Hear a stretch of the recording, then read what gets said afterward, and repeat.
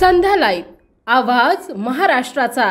नमस्कार, मी सेजल आणि तुम्ही पाहत आहे संध्या लाईव्ह। संसदेचे हिवाळी अधिवेशन सुरू असून आंबेडकरांवरील टिप्पणीच्या मुद्द्यांवरून दोन्ही सभागृहात जोरदार गदारोळ सुरू आहे। आजही संसदेच्या आवारात हाय व्होल्टेज ड्रामा झाला। आंदोलनादरम्यान भाजप खासदार प्रतापचंद्र सारंगी यांचे डोके फुटले आणि त्यांनी काँग्रेस खासदार राहुल गांधी यांच्याकडे बोट दाखवले।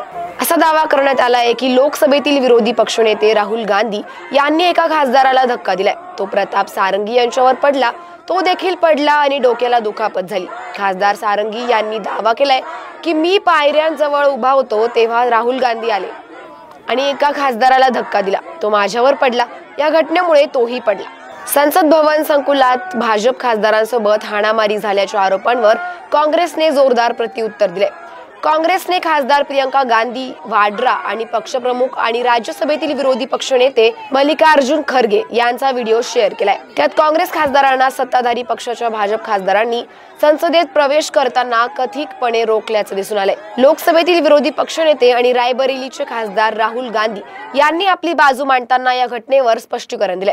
तो म्हणाला की ते तुमच्या कॅमेऱ्यात असू शकते, मी संसदेच्या प्रवेशद्वारातून आत जाण्याचा प्रयत्न करत होतो। भाजपचे खासदार मला थांबवण्याचा, धक्काबुक्की करण्याचा आणि धमकवण्याचा प्रयत्न करत होते, तेव्हा हे घडले। मैं खड़ा हुआ था और राहुल गांधी ने आकर के एमपी को धक्का लगाया, वो मेरे ऊपर गिर पड़ा और मैं। कहाँ चोट लगी सर आपको? कहाँ चोट लगी सर? एक बार दिखा दीजिए। ये तो बहुत खून में। Yeah, you want to see blood, no? See, they want to see. अशाच माहितीसाठी आमच्या संध्या लाईव्ह चॅनलला लाईक, शेअर आणि सबस्क्राईब करा।